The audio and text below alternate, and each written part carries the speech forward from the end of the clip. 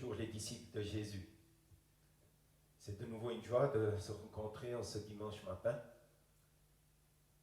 J'aimerais ce matin que nous commencions par le psaume 105. Racontez les exploits du Seigneur. Remerciez le Seigneur. Chantez son nom. Racontez ses exploits aux autres peuples. Chantez pour lui. Jouez pour lui de vos instruments. Redites toutes ses actions étonnantes. Soyez fiers de lui, le Dieu saint. Soyez dans la joie, vous qui cherchez le Seigneur. Cherchez le Seigneur et son aide puissante. Cherchez sans cesse sa présence. Vous, la famille d'Abraham, son serviteur. Vous qui êtes nés de Jacob et que le Seigneur a choisi. Souvenez-vous des actions étonnantes qu'il a faites. Rappelez-vous ses exploits et les décisions qu'il a annoncées. Seigneur, nous voulons raconter tes exploits au travers de Christ, au travers de cette adoption. Nous sommes aussi la famille d'Abraham. Nous sommes aussi nés de Jacob. Nous sommes ton peuple. Et nous voulons nous souvenir de tes actions étonnantes. Nous voulons nous rappeler de tes exploits. Seigneur, nous sommes fiers de toi. Nous sommes fiers de t'appartenir et nous sommes dans la joie. Et nous te cherchons ce matin. Dans la louange, dans le message. Merci Seigneur, nous voulons chanter ton nom. Amen.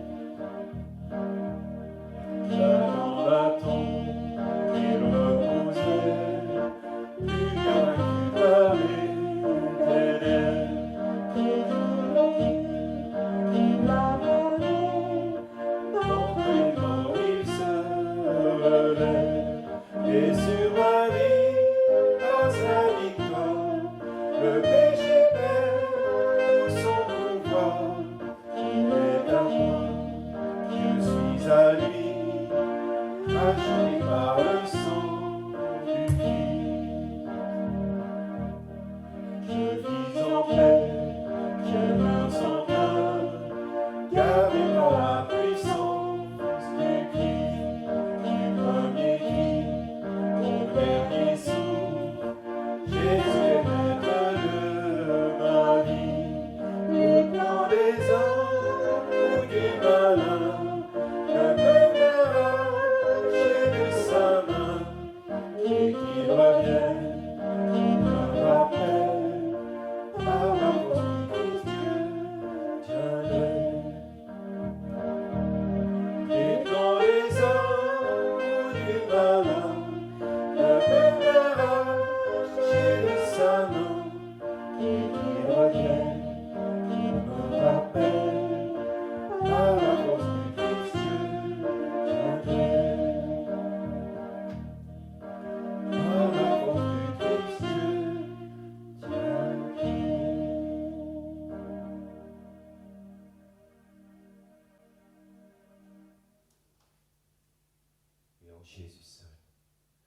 Jésus seul est mon espoir.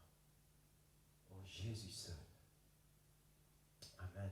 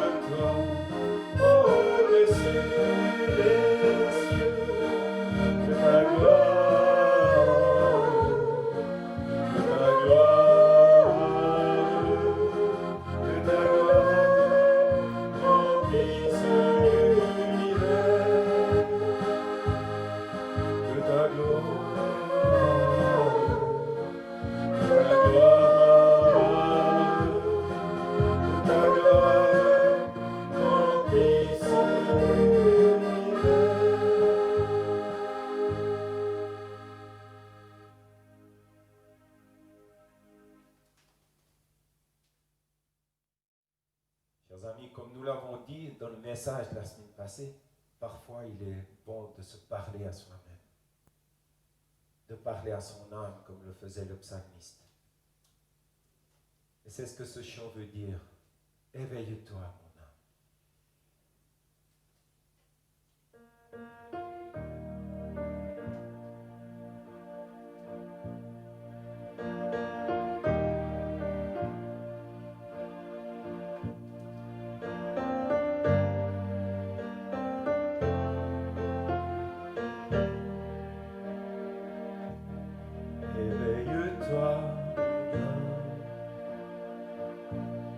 Éveille-toi, mon âme. Voici l'aurore sort du sommeil. Éveille-toi, mon âme. Éveille-toi, mon âme. Après l'heure noire, renaît l'espoir. Il a souffert, il s'est livré, sacrifié là sur le bois. Il s'est offert, il a payé, il t'a racheté. Éveille-toi. Tu n'es plus seul, mon âme. Tu n'es plus seul, mon âme. Toi qui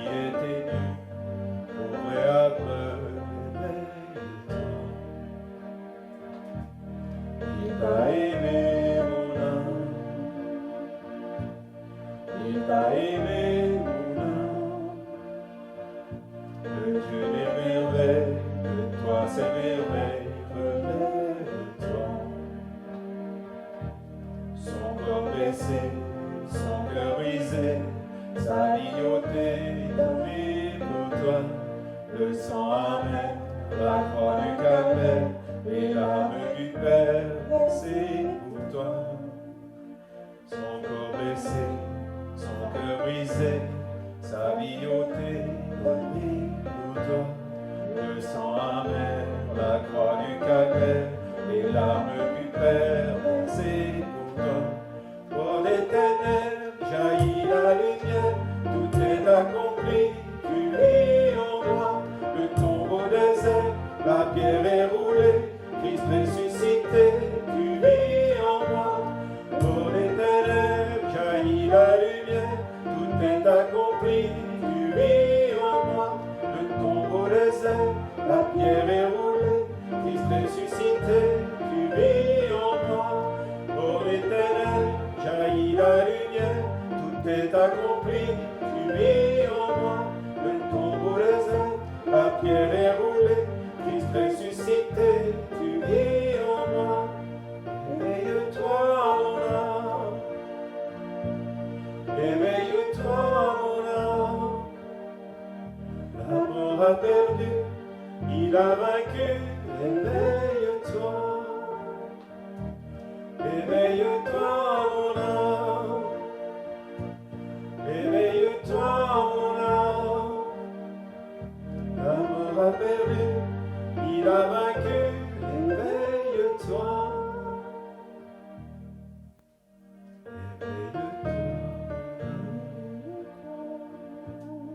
Éveille-toi, mon âme. Viens à ses pieds, viens l'adorer. Éveille-toi. Éveille-toi, mon âme. Éveille-toi, mon âme. Viens à ses pieds, l'adorer. Éveille-toi. Viens à ses pieds, viens l'adorer. Éveille-toi.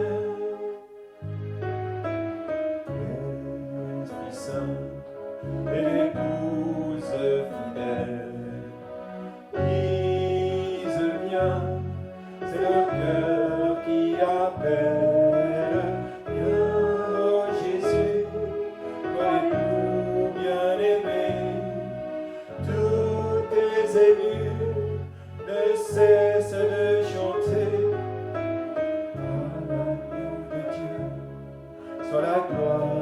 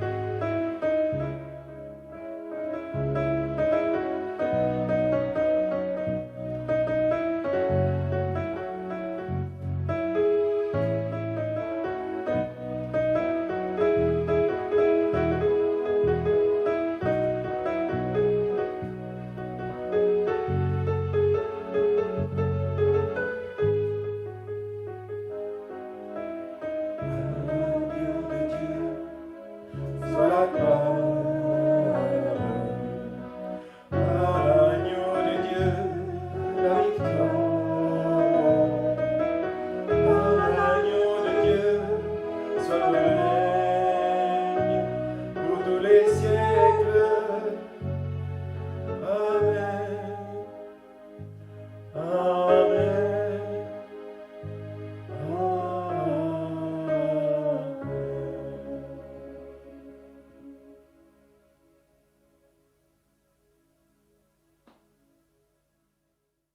Cette période à vraiment lui faire confiance. C'est vrai qu'il y a des épreuves que nous ne comprenons pas, des situations incompréhensibles. On a beaucoup de pourquoi. Nous nous posons beaucoup de questions. Et pourtant, Dieu nous dit, fais-moi confiance. Confiance. L'étymologie de ce mot veut dire foi en quelque chose ou quelqu'un. Plus précisément, cela vient du verbe confier en latin confidere, dont la racine est cum, qui veut dire avec, et fidere, qui veut dire fier.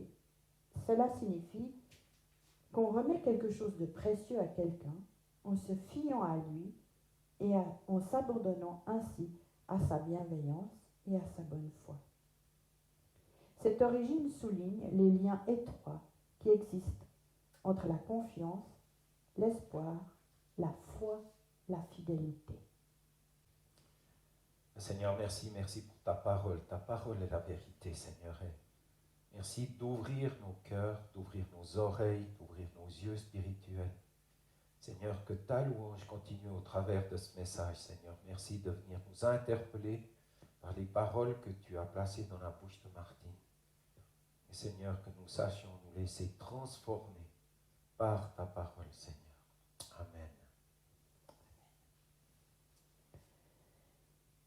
Fin décembre, nous vous avons raconté l'histoire du vrai Noël. Et nous avons vu ensemble quel cadeau nous pouvions nous offrir à Jésus. Je vous encourage donc, frères et sœurs, par les compassions de Dieu, à offrir votre corps comme un sacrifice vivant, saint, agréable à Dieu. Ce sera de votre part un culte raisonnable. Romains 12, 1. Ensuite, qu'il ne faut pas regarder en arrière, mais comme Paul, courir la bonne course.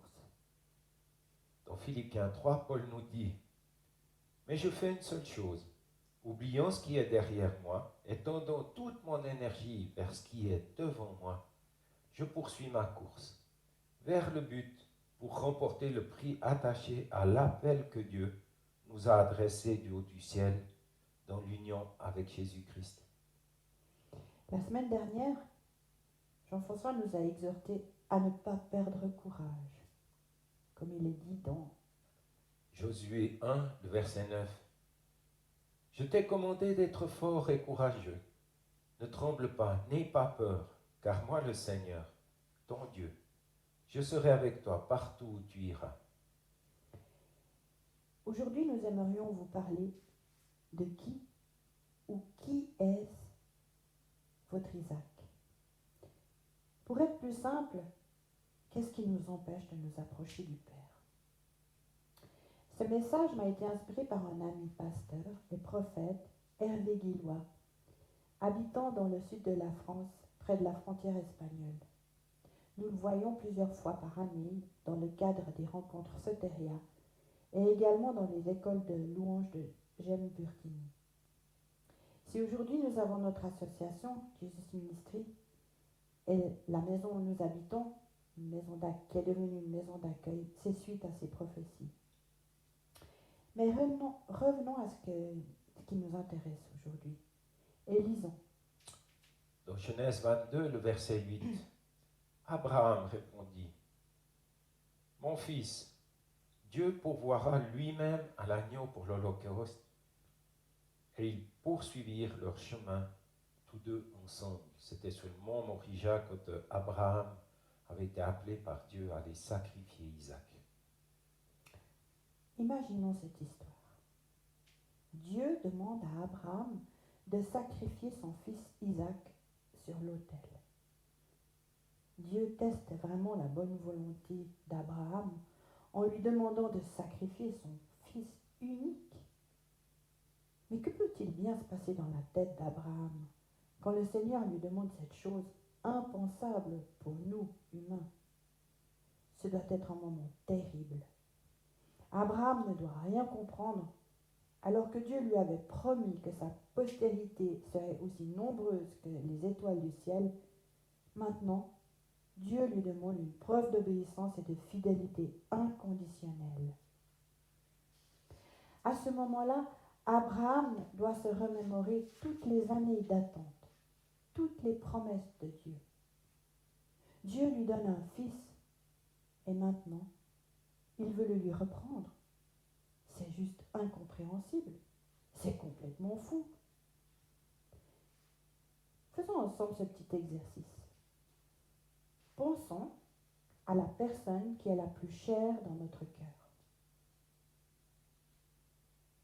Ça y est, c'est fait. Maintenant, remplaçons le nom d'Isaac par son nom. Que ressentons-nous? Aïe, ça fait mal. On a les genoux qui en tremblent, non? Mais continuons notre histoire. On grimpe le mont Morija. Que se passe-t-il dans la tête d'Abraham? Quel remous agite son cœur? Pourquoi est-ce que Dieu demande à Abraham le sacrifice du seul espoir qui permettait d'accomplir sa promesse? Mais pensons maintenant à Isaac. Ce jeune garçon qui probablement prend exemple sur son père, il a une confiance totale en son père Abraham. Il n'a aucun doute sur son amour. Durant tout le trajet, Isaac devait se poser des questions, sans cesse les mêmes. Arrivé au sommet, il prépare le feu avec son père, avec le bois qu'il a porté sur ses épaules. Mais où est l'agneau? D'où la réponse dans le verset cité plus haut. Mais ça n'est pas fini. Maintenant, Abraham attache les mains de son fils, le dépose sur le bûcher.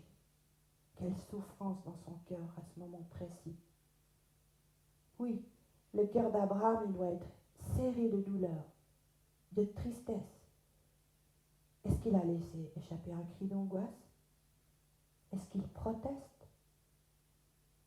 Et Isaac, il doit être saisi de peur, d'incompréhension, et pourtant, il se laisse faire sans protester. Finalement, dans ce passage, on s'aperçoit qu'Isaac faisait confiance à son père, comme Abraham faisait confiance à Dieu. Cette confiance totale, quoi qu'il arrive, Dieu est avec moi. Qui sera contre moi? Faisons-nous confiance à Dieu quand l'épreuve est là? Ce n'est pas facile. Quand tous les éléments semblent contre nous. En tout cas, à nos yeux. Mais continuons un peu notre histoire. Abraham lève le couteau. Est-ce que sa main tremble? Est-ce qu'il implore le Seigneur à voix haute ou en criant? On n'en sait rien. En tous les cas, il semble déterminé. Et Isaac, que pense-t-il? Pourquoi son père fait-il ça? Car Isaac sait comment ça finit. Il a vu son père plusieurs fois faire des sacrifices. Les secondes devaient être interminables pour tous les deux. Et quand le Seigneur intervient-il? Au moment même où Abraham s'apprête à plonger la lame de son couteau dans la gorge de son fils.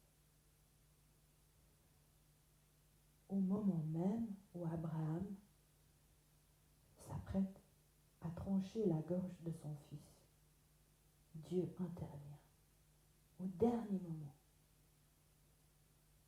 Que se passe-t-il juste à ce moment-là? Il entend l'ange du Seigneur. « Abraham, Abraham !» On peut s'imaginer que sous l'effet de surprise, de stupeur, Abraham lâche son couteau et dit tout penaud et tremblant, « Je suis là !» Il voit aussi à ce moment le bélier que Dieu avait fourni pour le sacrifice. Lisons ce passage dans la parole de vie, Genèse 22, les versets 11 à 13. Et l'ange du Seigneur l'appelle du ciel. Abraham, Abraham. Abraham répond, oui, je t'écoute. Le Seigneur continue, ne touche pas à l'enfant, ne lui fais pas de mal. Maintenant, je sais que tu me respectes. En effet, tu as accepté de me donner ton fils, ton seul fils. Alors Abraham aperçoit un bélier, accroché par les cornes dans un buisson. Il va le chercher et il l'offre en sacrifice à Dieu, à la place de son fils. Pourquoi Dieu a-t-il fait traverser cette épreuve à Abraham? Pourquoi? On peut aussi se poser cette question, pourquoi? On ne comprend pas tout. Parce que Dieu voulait être sûr de la loyauté d'Abraham. Il voulait Abraham tout entier.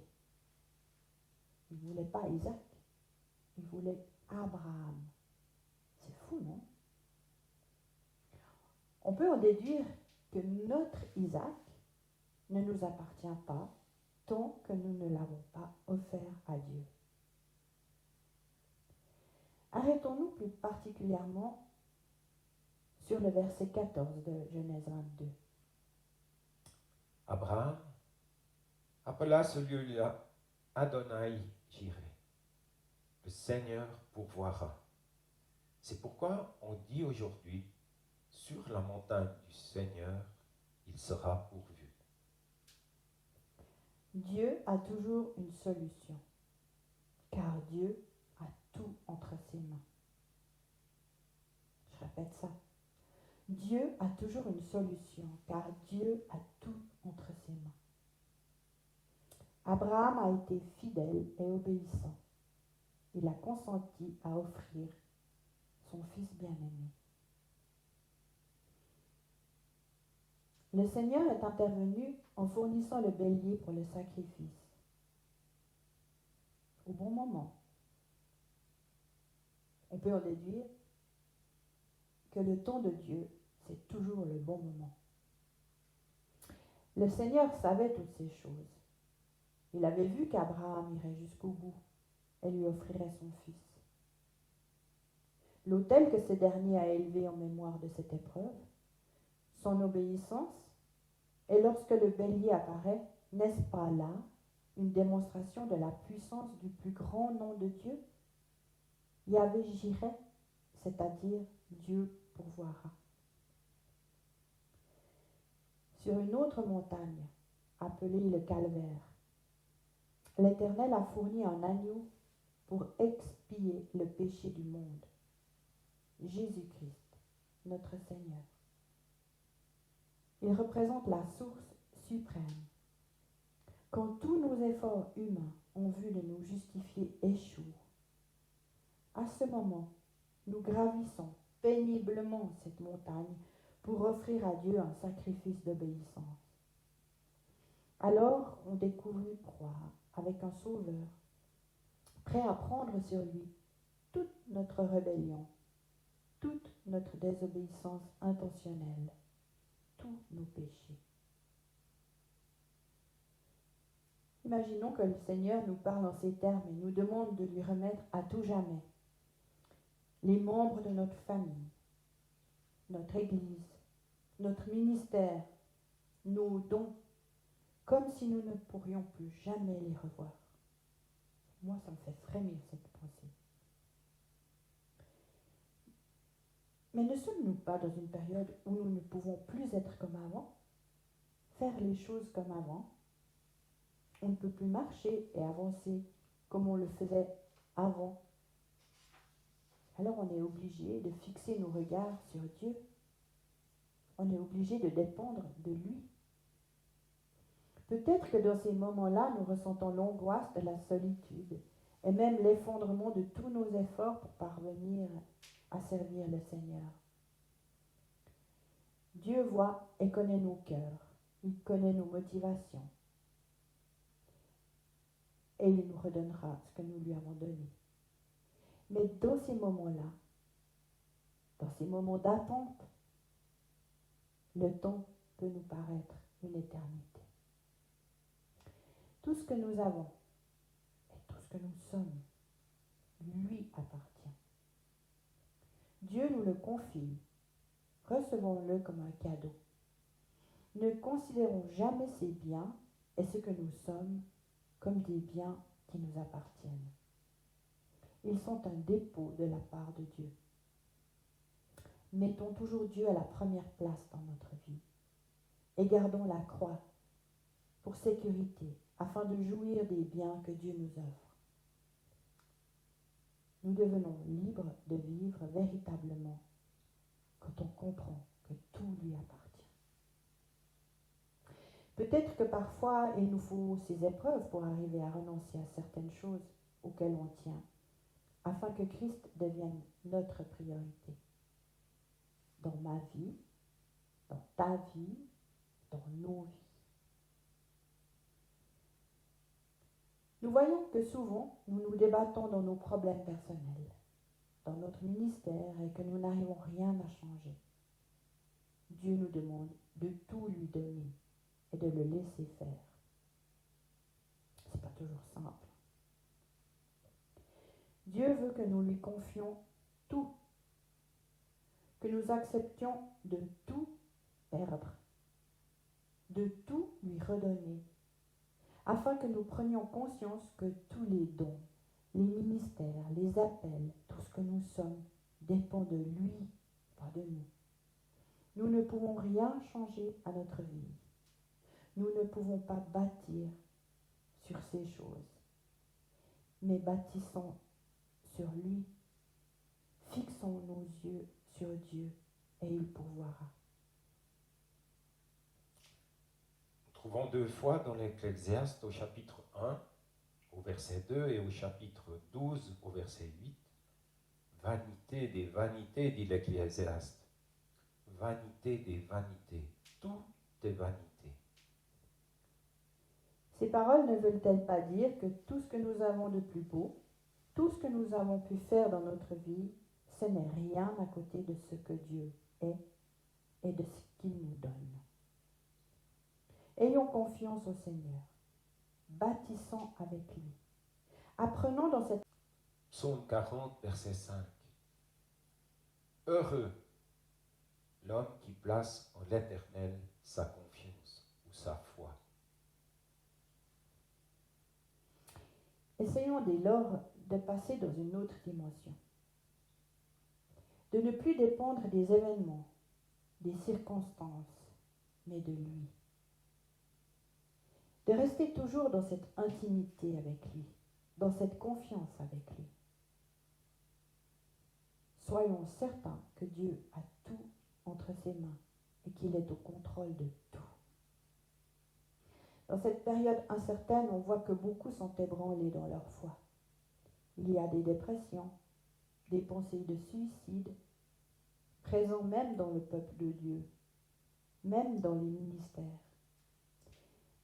Il y a des personnes qui ont tout perdu et ce n'est pas fini. Dieu ébranle la terre. Mais au travers du Covid, ne serait-il pas en train de nous préparer pour l'avenir? Peut-être est-ce le bon moment de cultiver des champs, nos jardins, de faire des provisions afin de ne manquer de rien?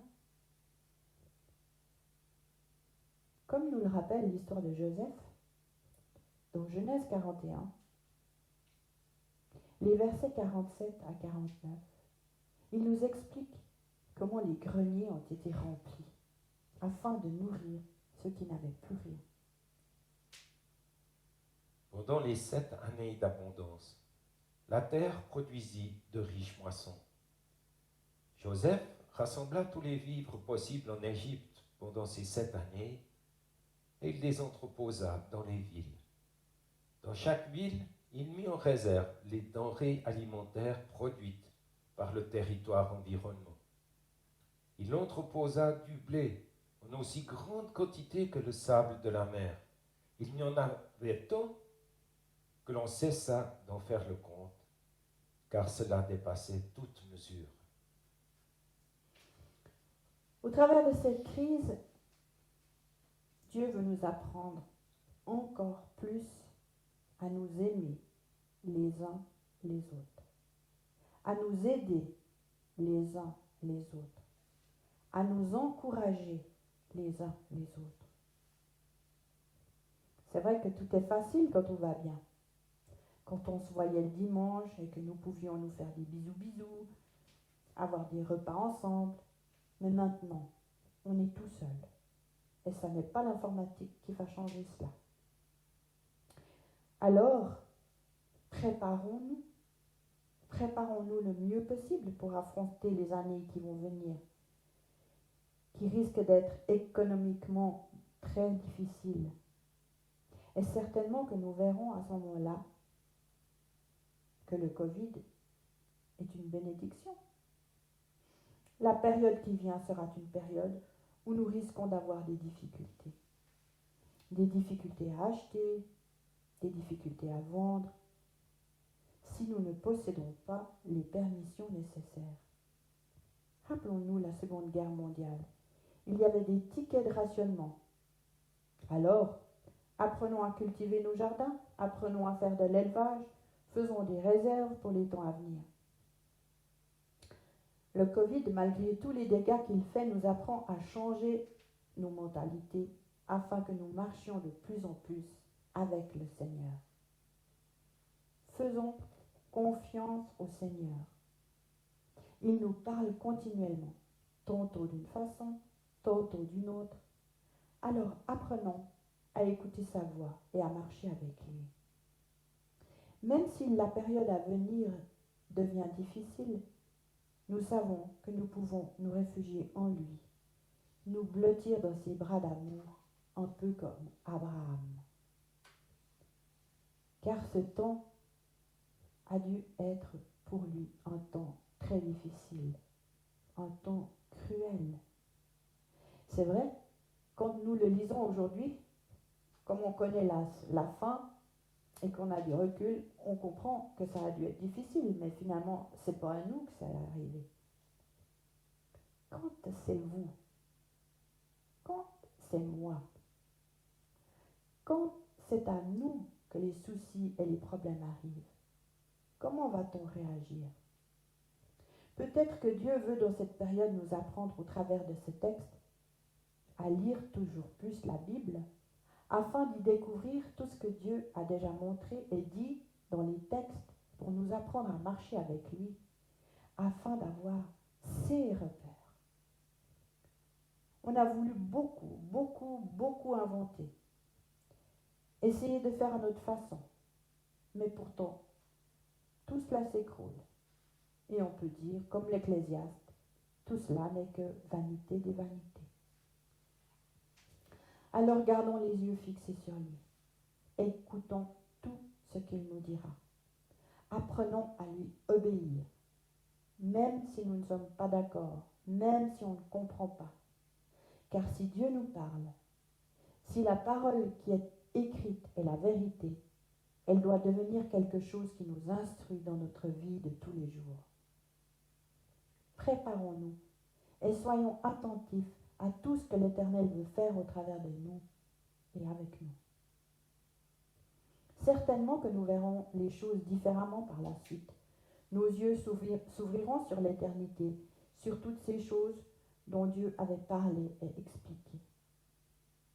Dieu ne veut-il pas nous apprendre à voir avec les yeux du cœur, afin de comprendre les choses au-delà même de ce que nos yeux humains peuvent voir, pour que la paix et la sécurité soient dans nos cœurs? Tout cela, c'est facile à dire derrière un micro. Mais préparons-nous, remettons tout ce qui nous encombre à Dieu, tous nos Isaacs, toutes ces choses qui sont pour nous plus précieuses que Christ. Demandons-lui de nous montrer notre Isaac, et il va nous montrer quelles sont les choses qui sont plus importantes pour nous que Dieu. Peut-être que c'est un frère, peut-être que c'est une sœur, peut-être que c'est un ami, peut-être que ce sont nos dons, notre ministère, peut-être que c'est ce que nous sommes. pourtant nous sommes heureux. Comme ça, il ne nous arrive rien. C'est super. Voilà ce qu'on se dit. Mais Dieu, il veut tout ça. Dieu veut nous montrer quel est notre Isaac. Dieu ou l'Éternel pourvoira. Yahvé Jireh, Jéhovah pourvoira. Celui qui est Dieu. Et on voit la grandeur de Dieu. C'est quelque chose d'immense, de grand.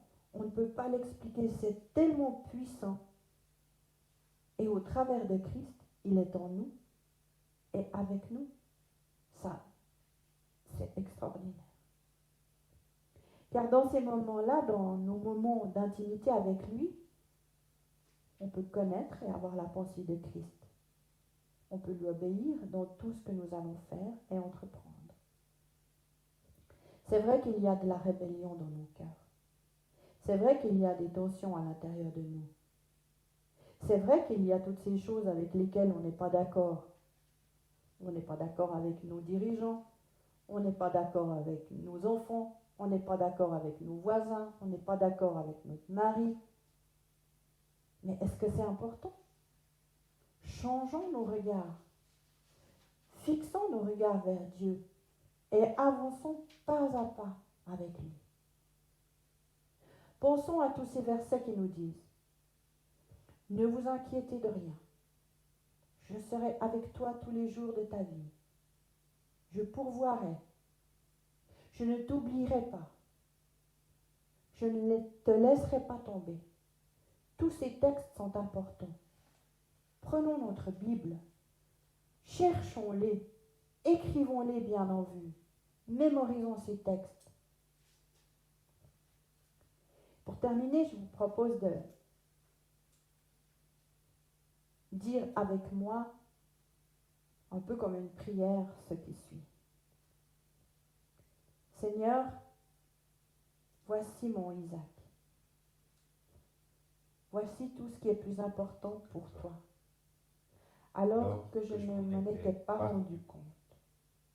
Tout ce qui a pris ta place, tout ce qui m'a caché de toi, comme une montagne, un arbre qui m'a gardé à l'ombre et empêché de te voir, parce que tout me marchait bien. Seigneur, je veux tout abandonner, même tout ce qui est plus important pour moi. Je veux t'abandonner mon fardeau. J'ai confiance en toi. Je veux t'abandonner tous ces talents que j'ai, te les remettre. Je veux te laisser et te remettre mes enfants, mon époux. Me voici devant toi avec toutes mes blessures, toute ma colère, toute ma rébellion, toute ma haine parfois, toutes ces choses où je ne suis pas d'accord, tous ces cris. Mais où es-tu, Dieu? Que fais-tu, Dieu? Pourquoi tout ça, Dieu? Tous ceux qui ont baissé les bras, je pense à tous ceux qui sont dans la dépression. Dites à Dieu, je ne veux plus de ça. Je te le remets, Dieu. Peut-être que vous n'avez pas trop de choses à dire, peut-être qu'on ne sait pas trop quoi dire, mais continuons aujourd'hui.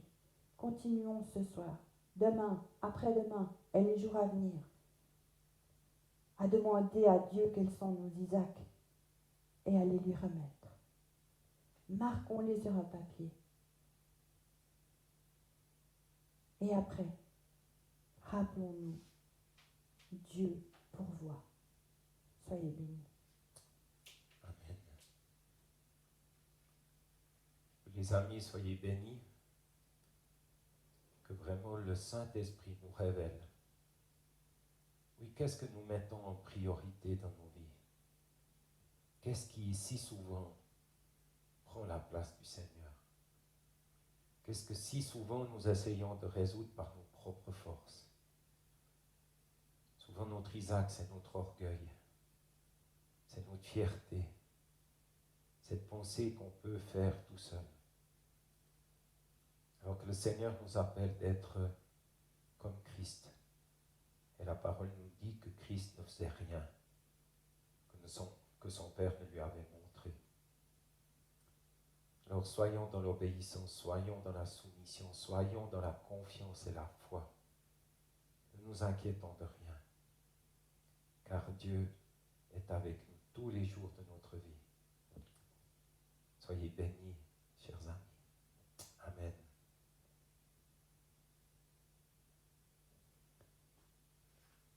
Voilà, on vous dit au revoir. Merci pour votre écoute et à tout bientôt. À bientôt.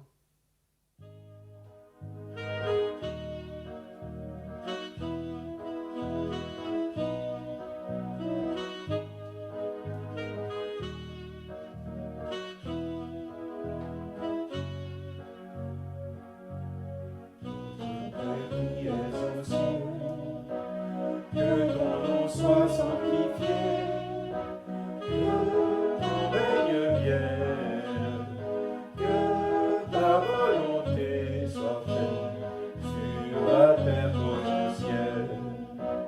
Donne-nous aujourd'hui notre pain de ce jour, pardonne-nous nos offenses, comme nous pardonnons aussi à ceux qui nous ont offensés.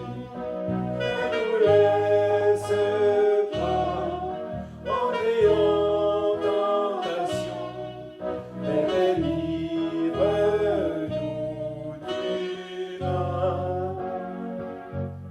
Car c'est à toi qu'appartiennent le règne, la puissance et la gloire, pour les siècles des siècles. Car c'est à toi qu'appartient le règne, la puissance et la gloire, pour les siècles des siècles. Amen.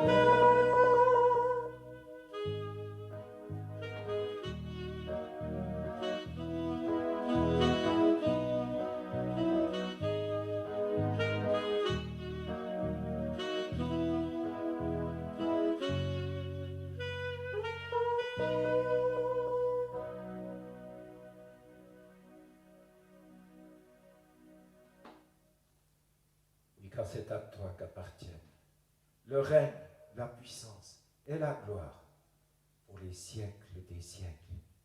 Amen.